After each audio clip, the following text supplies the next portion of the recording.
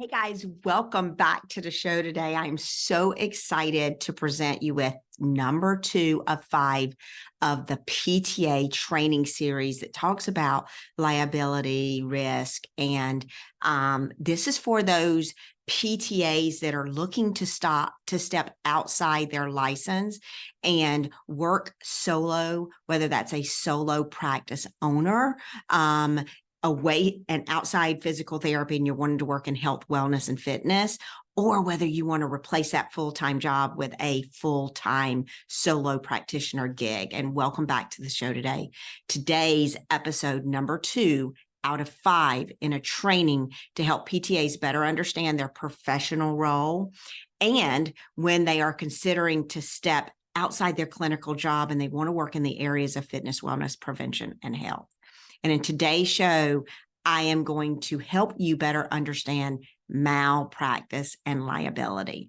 This is important for you to understand because most of us put this in a category of a gray area. Okay, so I really want you to understand what's going on here so that you can expand your service offerings in the realm of fitness, wellness, and prevention. Now, guys, as a dedicated physical therapist assistant, your passion for helping people is very evident. And I applaud you for what you're doing and where you are right now. Thank you for all you've done on the rehabilitative side. And congratulations for looking into the next step of your career. Now, your natural ability is to broaden the impact by offering services under maybe a separate certification, or maybe you're just thinking, I'm just going to call myself a stretch coach, or I'm just going to call myself a stretching professional. However, although it sounds great, it's crucial to comprehend the potential malpractice and liability considerations that come with you deciding to do something with your clinical knowledge and applying it on the health, wellness, and fitness side. Now, when you choose to offer fitness, wellness, and prevention services, you're actually going to be entering into a new domain, and this is taking you beyond your PTA scope of practice. And as a PTA, your role is heavily regulated, and it's governed by specific guidelines and ethical standards. Now, offering other services while utilizing your professional skills learned as a PTA, it introduces you to an additional layer of responsibility that is going to require careful navigation. Now, let's talk about malpractice for PTAs. That's something we don't hear a whole lot out there, and it refers to professional negligence or a failure to provide appropriate care that's going to result in harm to a patient, or on our side, we call them clients. Now, while your new certification might provide you with knowledge and exercise, knowledge and fitness, your primary PTA license does not automatically extend to this new practice area. As a result, your actions under this new scope could expose you to malpractice claims if they're not executed with the same diligence as your PTA duties. Now, let's talk a little bit about negligence. Negligence is defined as the failure to perform a proper skilled care towards your client as you would do in a similar situation as a PTA performing PTA services under the supervision of a licensed PT. When you are faced with negligence or malpractice as a PTA, you're going to have the following questions asked of you to determine whether it is that. So number 1 is, what duty of care did the physical therapist assistant owe their client while performing this new service? Number 2, did the PTA breach that duty of care? Now, guys, write this down, duty of care. Number 3, did the client suffer any damages? And number 4, was the breach of duty of care the primary cause of the client's damages? Now, when you define the duty of care as a PTA, they can actually determine whether negligence actually occurs. So let's talk about an example here, okay? A client maybe is attending a general stretching class with, let's say you are a certified yoga instructor. Yoga is considered a non-medical service, okay? So let's say you as a PTA, you have a certification as a yoga instructor, and this is a non-medical service. And this client, if they go to a non-skilled professional, is going to expect general stretching program that is safe, but this participant is not going to expect a yoga instructor that does not have a PTA license to be able to examine individual participants or modify their stretches when the stretches are maybe painful. But a PTA would be expected to recognize warning signs and teach at a higher level than a yoga instructor, even though they hold a yoga instructor certification. I hope this is raising your ears up and you're ready to listen to this information, because I know that this has not been out there.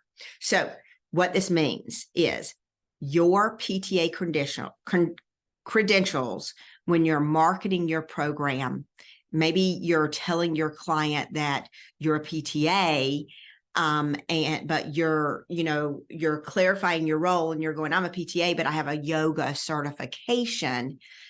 Your participant only heard that you're a PTA. Okay. No matter what you said, they only heard that you're a PTA. And the expectation of care is going to be that you have more knowledge than a traditional yoga instructor. Okay.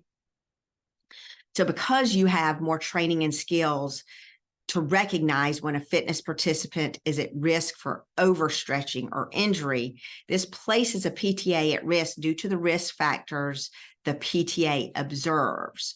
The physical therapist assistant that does not observe these risk factors of the class participants, this can result in the participant incurring an injury. And guys, an injury to a person is typically pain. A non-skilled yoga instructor does not have the same knowledge as you. So they can't spot the risk factors. So they don't have the duty to recognize those risk factors. So they're not even considered negligent factors when their client is injured or has pain. The evident duty of care for the PTA turned yoga instructor does not necessarily mean that the PTA has a duty to treat this participant like a patient as they would in a PT clinic, but you do have to customize their program to avoid liability. Now, here's some things that you need to consider when you're working in the areas of fitness, wellness, and prevention. Your scope of practice as a PTA is distinct from a yoga instructor or a personal trainer or a massage therapist. And if you provide other services without adhering to those standards and principles of your PTA role, you could be held liable for exceeding your professional boundaries. Now, let's talk a little bit about clinical skill, and clinical education. Your education and clinical skills as a PTA are tailored to your role in healthcare. If you neglect to provide the same level of care, and listen up, guys, and documentation when offering other services, you might be charged with neglect or malpractice. Now, I know most of you are stepping away so that you don't have those documentation standards, but listen up, guys. You need to still, if you are a PTA, you need to still document when you're working in health, wellness, and fitness. It's essential. Now, let's talk a little bit about documentation, because this is an area I know most of you have not even considered. Proper documentation is essential in any health-related service. Failing to document your interactions, your assessments, your interventions, and other service offerings can actually lead to liability claims, and it leaves room for misunderstanding and disputes about the care that you provided. Guys, it's also required if you are a PTA and you are working under another certification, you still have to document. So if you're doing a class, if you're doing a program, whether it's fitness related or whatever, you still have to get baseline measures and you still have to document each time. So you don't think that you don't have to do that, okay? Now, baseline assessments. In your PTA practice, baseline assessments are routine for creating tailored treatment plans. Now, if you omit baseline assessments in your new service offerings, you could be held accountable if a client experiences adverse effects. And that can be anything. I'm not going to go into that here, but I think you understand what I'm saying here. Guys, knowledge is power. Better understanding and mitigating risk can allow a PTA to step outside their PTA clinical role. Now, guys, I hope that you found this information very helpful. And if you want to learn more about mitigating your risk, join my private Facebook group, PTA Trailblazers.